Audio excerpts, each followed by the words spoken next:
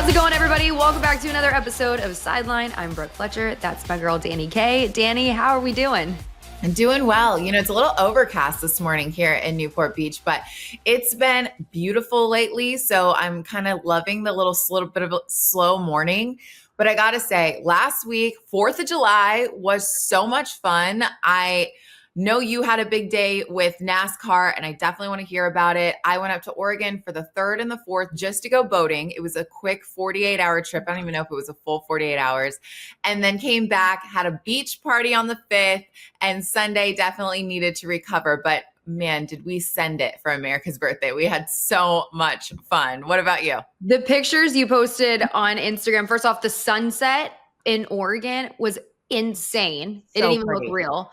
And then Newport, I feel like that's such a fun place to spend the 4th of July, like on the beach with, you know, a little beach party. That's the perfect way to celebrate. You know, we played some old school, like, games I haven't played since college. I'm talking Flip Cup. I learned Rage Cage. I've never played that before. I haven't heard that either.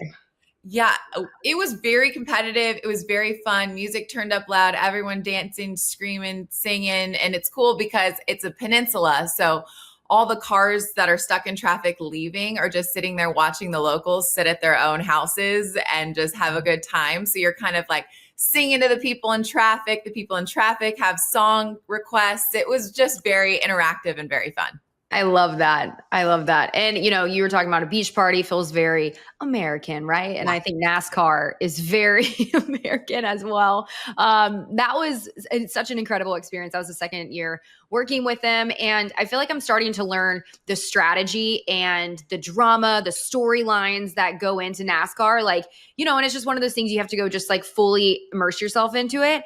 And let me tell you, like, I mean, I love NASCAR. Like, I really do. Mm-hmm. And listening in on, you know, what the drivers are saying, and, you know, they even talk, like, even cuss a little bit, and they're like, we're not going to let this guy. It's really intense. Yeah. I was like, let's go. Whole time. I'm sorry? Was it intense the whole time, or do they just start cruising at some point and just chatter about whatever? Well, and I wasn't listening in, like, so I was watching the broadcast. I was going back and forth. And so obviously on the broadcast, kind of like, you know, how a reporter would report on a football game. If somebody was, you know, mic'd up or something like that, you only take like bits and pieces. Mm-hmm. And there could be lulls because it is a long race, right? But I think, like, understanding the strategy of when to go to your pit crew or pit stop, and then like when to pass someone. And then, you know, with a road course, there's like sharp turns and corners. And so it's just like, there's all these other elements that go into it. And like the storylines, like 𝗵𝗻𝗂 was like the guy to beat because he just dominates road courses. And so like you had guys like Bubba Wallace and like Chase Elliott and all these guys who are just like household names, but like, could they get the best of like 𝗵𝗻𝗂? It was cool. It was a lot of fun. But Lonzo Ball was there. Alvin Kamara is like an ambassador for NASCAR. Oh, wow. Yeah, he was there. Derrick Rose. So like it was a whole thing. It was, and we didn't have rain until after the race finished. Thank the Lord, because it's rained the last 2 years, Dani. And when I mean rain, it's like torrential downpour. So we were all anticipating it. Like, we're like, are we going to finish this? And we were able to. So it was awesome. Wow. It was a Chicago miracle. And I saw that you posted, and NASCAR posted Derrick Rose being there, all these celebrities. Yeah. Sounds like it was the place to be. Yeah. Well, and I also thought it was interesting just from a broadcaster standpoint, because I always like to think about like the reporters and like just the difference that, you know, across all sports. And so, you know, I was talking with people from NASCAR. So what the reporters, what I'm told is that they have their headphones on, but they have one obviously side talking to their producer, listening to what's going on in the truck. The other side, they have like a dial, and they go back and forth between like different drivers and their pit crews. And they're just trying to listen in to see if they can, or if they can hear some good stuff to report on air. But I thought that was so fascinating because there's so many different cars. There's so many different things going on.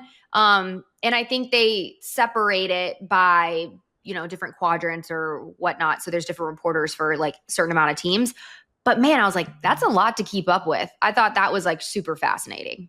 That's really fascinating. I mean, it's hard enough when you have a producer in your ear, the people cheering in the background, the band going at a football game, and also your own thoughts. And then, you know, the just general background noise of the call being happening with the play-by-play and the analyst. So yeah, it's like an absolute crazy mess, just a football game. I can't imagine with NASCAR.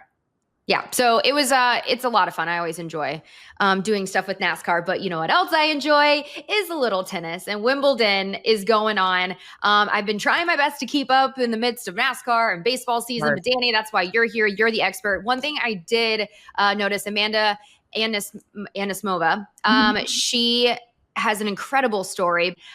She beat 𝗬𝗏𝗋. Can you just kind of go through her story and why this is a big deal for women's American tennis? First of all, from the bigger picture of women's American tennis, a American woman has made the final of the last 4 Grand Slams. You had 𝗪cie𝗵𝗶𝗃 last year's US Open, Madison Keys at the start of the year at the Australian Open won it. Then you had Coco Gauff, of course, win the French Open. And now you have another American in Amanda Anisimova in the final of Wimbledon. That's crazy and so exciting. Now let's just zero in on Amanda Anisimova. She, in 2019, lost her dad, which is so sad, and she was crushed. And then 2020 happens. You have such a weird year across sport in general and just life in general. And then after that, she starts to deal with some injuries. And then in 2023, she decided, you know what? I need to take a mental health break. And she just completely left tennis. And according to her, she felt like she would always come back to the sport at some point. But of course, all of us working in the sport, you just continue to move on, right? You move on from the players that are no longer there. Oh, it's too bad. She had good runs at certain tournaments. Maybe we'll see her. Maybe we won't. Probably most of the naysayers are like, probably won't see her again. Who knows?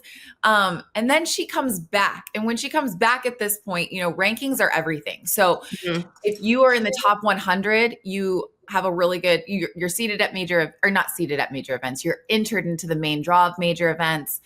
You just want to be in the top 100. When she came back, she was outside the top 400, which is like, how do you even, can you even see the light at the end of the tunnel there? Like there's no, it's a lot of work. And for tennis players, that typically means you play in these very, very lower level tournaments, and you have to do well in them and gather up a bunch of points.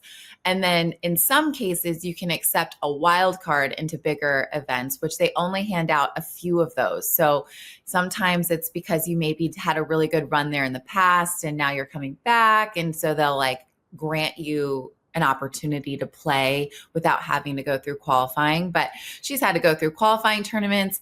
It is hard to do what she's doing, to just get into the main draw. Earlier this year, she wins a 1,000 level tournament, which is right below the Grand Slam. So you have your 4 Grand Slams, which I always say, if you're not a tennis person, it's the 4 Super Bowls of tennis, right? The Australian Open, French Open, Wimbledon, and US Open. The one step down from those are the tournaments that I always cover, the 1,000 level tournaments. And she won one in Doha earlier this year, which just boosted her back up the rankings. Everybody's like, wow, she's back.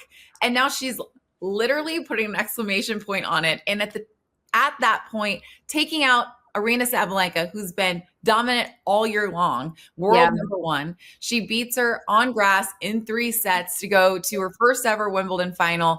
And she's giving a platform to mental health. It's just unbelievable what Amanda Anisimova is doing. I just love it for American tennis, and just seeing, I feel like we've kind of been the underdogs for so long. And so just to see these stories and just to see these names, I mean, how can you not root for a girl like that? Just crazy. She's so young, and she's had to go through a lot so young. And you know, what's really special, obviously, to see her smiling is great, especially when you know where she was at just a couple years ago. But obviously you're going to be smiling when you're winning, right? But it's just knowing what she went through, knowing how hard she took her dad's death, it really makes you emotional watching her.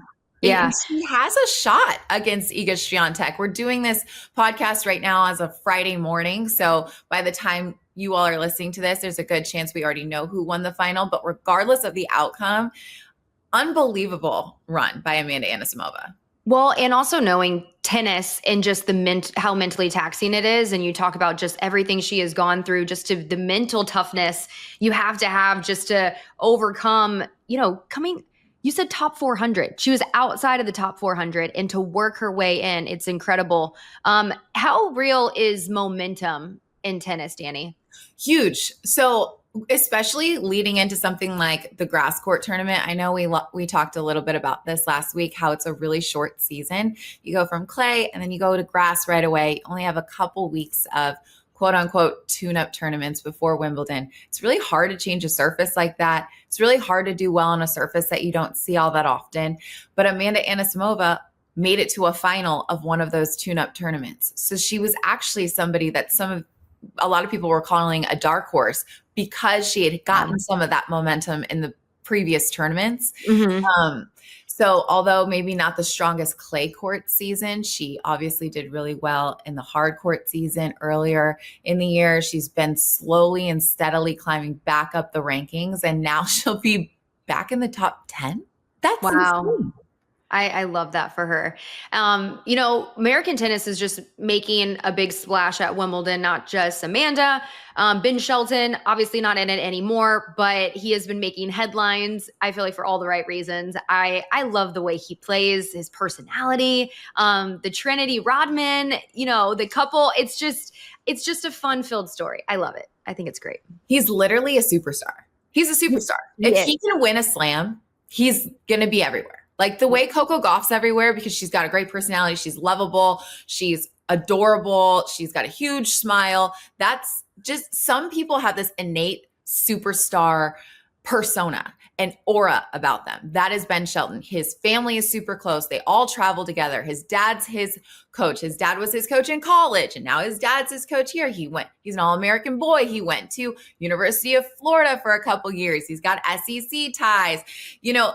He is someone that's got a personality, has an opinion, has a swagger, has a huge lights out smile, and now is dating Trinity Rodman, which is adding an entire other element to it. It's kind of like, correct me if I'm wrong, but I'm getting very Taylor Swift, 𝗵𝗵 𝗪𝗂 vibes in the way that she's been treated at Wimbledon.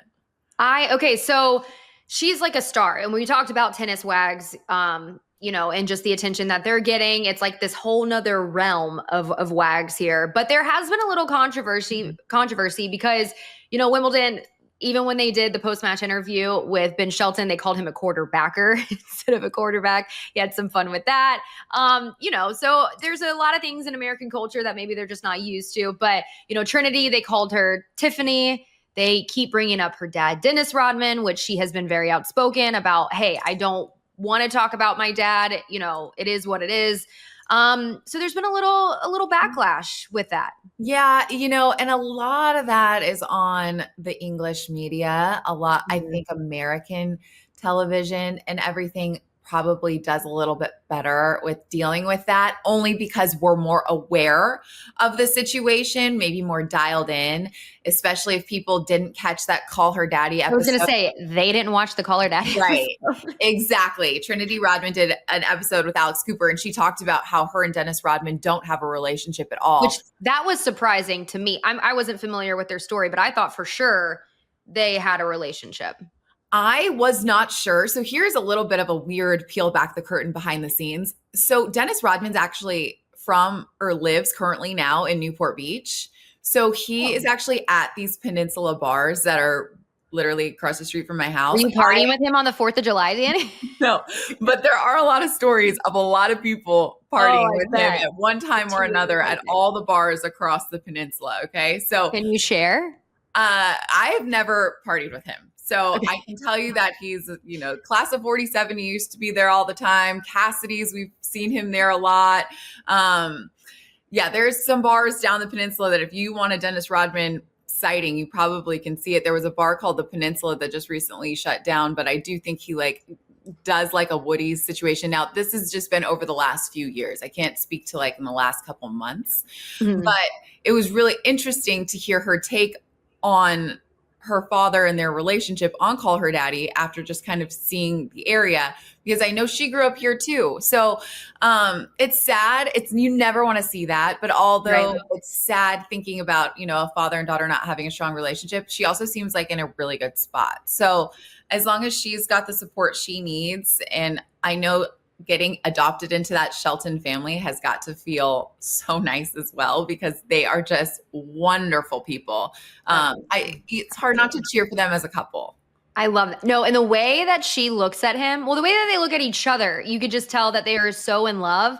I love it. And I love also seeing, of course, the fashion and what the girls are wearing. And I love how she's just totally embraced like this lifestyle for her. And she's also such a badass, like a gold medalist, and like seeing what she does on the soccer field, like I freaking love it. I think it's great. It's really so cool. And I'm really excited that she's there and a part of it all. And obviously like getting so much love, drawing more attention to Ben Shelton. I don't care how he's getting the attention. He's playing well. Sure. He's getting attention through his relationship, whatever. It's honestly so interesting. And it's making headlines. And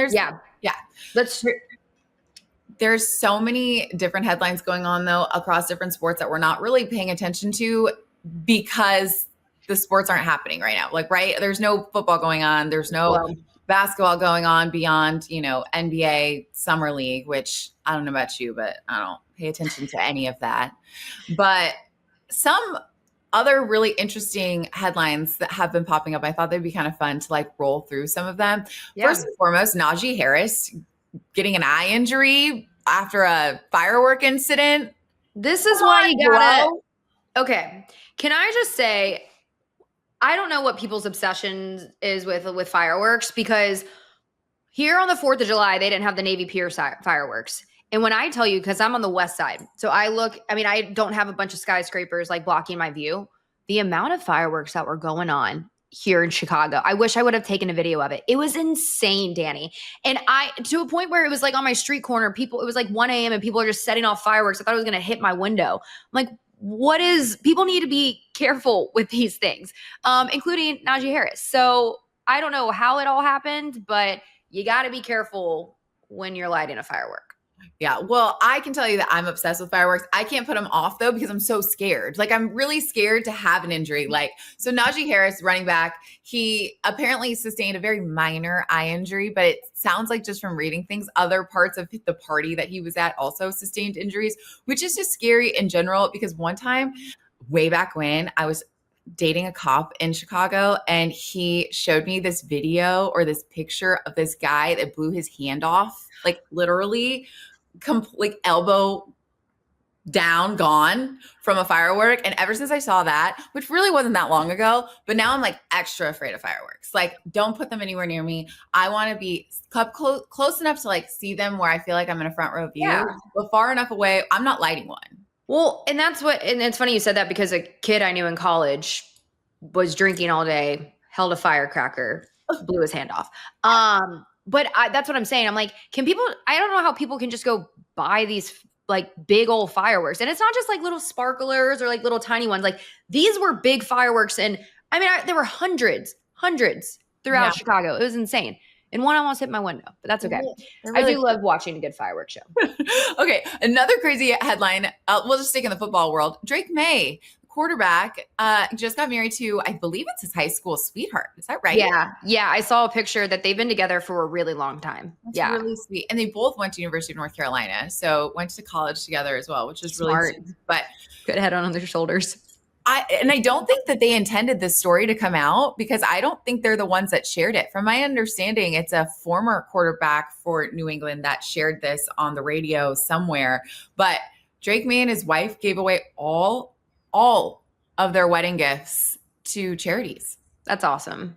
It's so sweet. Well, and I think when, you're successful like him, and then you're getting all these wedding gifts, and, he is in a position that he probably can just go buy them himself. And so that's awesome for him to just kind of, we'll take it and we'll give it to families in need. So that's awesome. Really selfless. I just thought that was like a cool little story. Yeah. But this is football adjacent, just because she's married to Josh Allen. Hailee Steinfeld, did you see she's coming out with a new movie? I did. And it's a sports movie. Yeah. I just love the era she's in right now. Anything Hailee Steinfeld. And then also Miles Teller. I mean, the perfect combination. I love her and Josh Allen. Don't get me wrong. But like on screen, it's going to be great. I think it's going to be really good. It's on, from my understanding, I read a quick blimp of information, but it's apparently set in the Olympic Village, which I think is really interesting, because I think everybody kind of started to fall in love this year with the Olympic Village and the idea that people could be dating or like rendezvousing at least in in the Olympic Village. And from my understanding, that's what's going to go on. It's a skier and a hockey player, and they're intermingling at the Olympic Village. And that's a thing. It sounds fun. You hear so many stories of I heard it's insane. It's like sorority and frat house, like, and people are just talking and doing whatever, if you will, extracurricular activities is what I heard. Yeah, well, it's not how 𝗏𝗏 got so famous at first was because she was in the Olympic Village and she did like all the Love Island TikToks, and she was like, a new bombshell has entered the villa, you know? She's awesome, by the way. Talk about big personalities. I mean, Sports Illustrated, like swimsuit model. Like, she is a star in herself. Dancing with the Stars, I think she was on that too, right? Yeah, and she made it really far. And she also just recently, I think in the last week, was named in Time 100's like best creators as an athlete. Good for her. Really impressive. Yeah. I'm obsessed with her.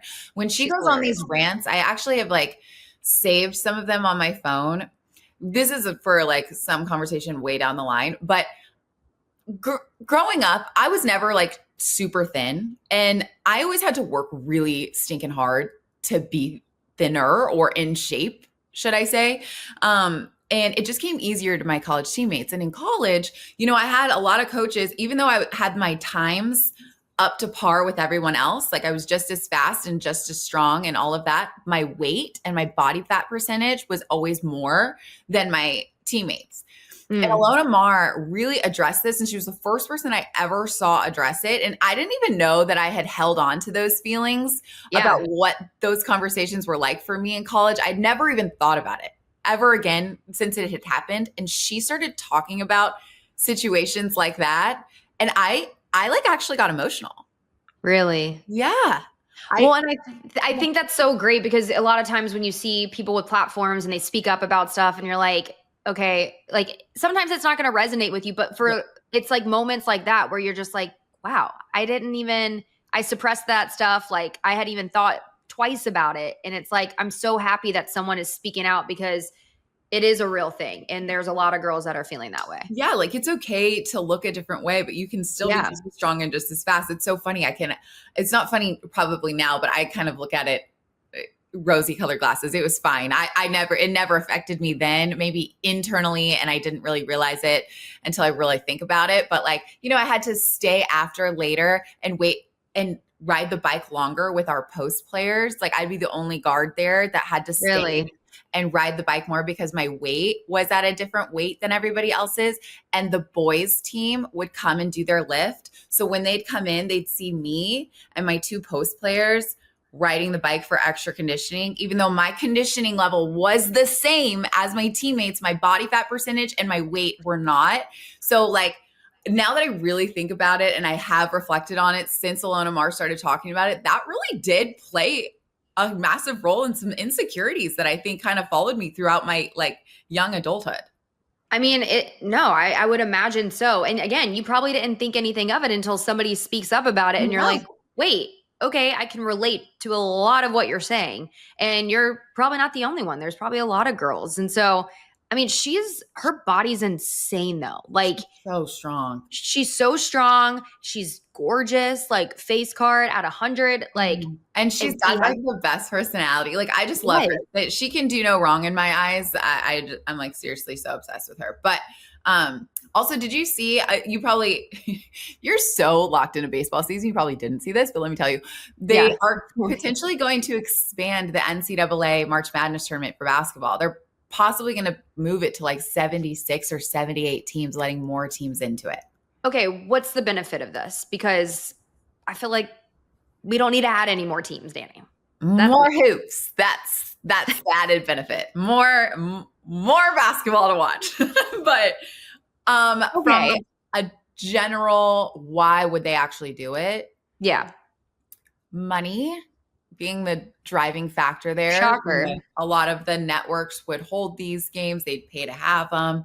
I think from a very selfish former basketball standpoint, I think it would be really good to get some of those teams in there. Remember, we talked about the one bid conferences where a team does so well all year long and then they lose in their conference tournament. And so then even though they're like 20-3 on the season, they didn't win their conference tournament. So now they don't get to play in the NCAA tournament. I think it opens the door for maybe some of those teams. But from my understanding, they're going to come up with an actual answer, like a final yes or no, if they're going to expand. They've been talking about it for like a couple months. But this week they came out and said they're going to come up with a yes or no answer like soon, like within weeks. So something to keep an eye out if you're a big basketball fan. So are you for it though? I'm always for more basketball. And I also just think there's more like layers. Like March Madness is so fun to me. I love the idea of upsets. I love the idea of like a team coming in that with no expectations, dark horse, and like upsetting somebody. So if you're just telling me we're adding another round of that, sure, sign me up. Like another like area of the bracket. Like I'm probably down for that. Why not? As long as we are able to keep the prestige of making the tournament a thing. Yes. They're not expanding it by that much, but I do agree with you to that degree. Like it's a very small amount of teams that are able to make it. So if you expand it too much, you're right. You kind of take away from the prestige of it all. But hey, you finally get a break coming up, I think, sort of. Maybe you get to breathe, maybe you don't. What happens? It's All-Star break for Major League Baseball. It's right around the corner. What happens? So I've always wanted to cover All-Star Week. So this is super exciting, and it's in my hometown of Atlanta. The White Sox, they're sending Shane Smith to the game, and well-deserved. Talk about incredible stories. He was a Rule 5 guy a year ago. He didn't even know if he was going to be able to play baseball, let alone play in the big leagues, let alone be one of the top pitchers in the league, and now an All-Star. So it's an incredible honor for him, and we're stoked. So I'll be able to interview him, obviously watch him do his thing. But yeah, I mean, we're going to have the home run derby. I also saw there's going to be performers. Okay, so wait, I didn't even did I tell you that have we talked since I saw 𝗵𝗀 perform? No, not since you saw him. I knew you were coming to San Diego. You told us that last week on the podcast. Yes. You were coming for one day, but you were literally, when you were posting on social media, next to the stage. Like, here's 𝗵𝗀, here's you. I could have touched him. And it was so funny because we grew up, like, we're in that age where we listen to 𝗵𝗀 all the time. And so, like, and I especially have like a lot of pride in 𝗵𝗀 because I'm like, okay, a fellow like ATL guy, or whatever. So after the show, well, one of the wives, Jessica, she was like, you need to tell him you're from Atlanta. I was like, he doesn't care. And I was like, after a cocktail, I was like, I'm going to tell him I'm from Atlanta. So I like go to him, we go backstage, and I was like, 𝗵𝗀, I was like, I'm from Fayetteville, Georgia. And he goes, you're a Southside girl. I go, I am. I was like, will you take a picture with me? So somewhere, it wasn't on my phone, but there is a picture of me with 𝗵𝗀 somewhere floating around the universe. So where do we find this? I don't know who took it. It was somebody random, but I will find it. I'll ask Jake. But that was so fun. And it was brought back so many memories. And the reason why that clocked my memory was because I was looking at the performers for the All-Star weekend. They had 𝗏•, they got Jermaine Dupri. I mean, they got all the throwbacks. Like, I mean, this is going to be epic. So I might have to obviously go to this concert. Excuse me while I check flights to Atlanta. Yeah, you want to come? That sounds so fun. So yeah, so it's very ATL branded. And I also get to, be back with my family. So it's gonna be a fun week. And then we have 2 days off, Jake and I do, and then I'm heading to Pittsburgh and we're doing it all over again. Okay, so talk to me about the 2 days off, because obviously Jake is making the big old sacrifice. We talked about that a couple of weeks ago of going to Atlanta for his time off because he'll be there for All-Star Week. Thank you. What are you love him. Thank you. Love you. Thank you. No, he's been awesome. And I think he's excited, obviously, to see our nephews too. But we're going to stay at my sister's, and then we got a hotel room for a couple nights because we still wanted it to feel like we are having a break. And so I think we're going to go to dinner, and I think we're going to, have some fun. So it'll be nice just to be able to like enjoy each other for a little bit, before things start picking back up again. Don't set an alarm. Don't set an alarm. Every time, but is this the same with you? Because we're in such like work mode all the time. The days that you can sleep in, you don't. Like you wake up at like 6 a.m. It always happens to me. Well, I'm kind of in a weird moment where I have like a couple weeks off, but it's so funny. I get so nervous because some of these tennis wake up call times are so early that like, I'm talking 3:30. in the morning and like on the road by 3:45 that I have been trying to still, no matter what, wake up at like an earlier, not 3:30, but like 6:45, a 7 a.m. just so that when that day comes, like I'm so scared of it. Yeah. And it's like 2 weeks away. I like still operate as if it's like tomorrow so that I can train myself to not have to wake up that much earlier. Cause like if you get used to sleeping until like 9:30, 3:30 is like, holy crap. What am I doing? It's insane. That's a 6-hour difference. What time do you have to go to bed if you're getting up at 3:30? I'm really trying to go to bed at like 8:30. Something like 8:30. I can't go to bed with a 7 in it. I mean, these are super rare circumstances, but I'm just saying when they happen. Yeah. But you do have to train your body. It's a real thing. Yeah. I also got a crazy text the other day, and I can only tease this because we'll see if it actually happens. I should know Monday or Tuesday that I could be potentially interviewing on either Monday or Tuesday a very, very, very, very famous former quarterback. So I'm crossing my fingers that this happens. So potentially next week, I might have a really cool story to tell you, or I'm going to be really disappointed. But either way, I'll get to tell you who it is then. Can I guess? It's a former quarterback. Can we play 20 questions real quick? Former quarterback. Mm-hmm. Did he play for a team in California?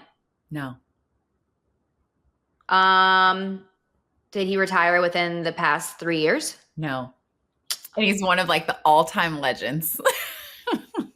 Joe Montana? No, that'd be really freaking cool too. I'll give you one more guess, and then I don't know if I can say anything. No, it's not Tom Brady. God dang it, that would be so cool too. But I would say they're in the same company. They're in the same company. You're getting so much. It's probably so obvious, and it's like right in front of my freaking face, and I can't even. I find out soon.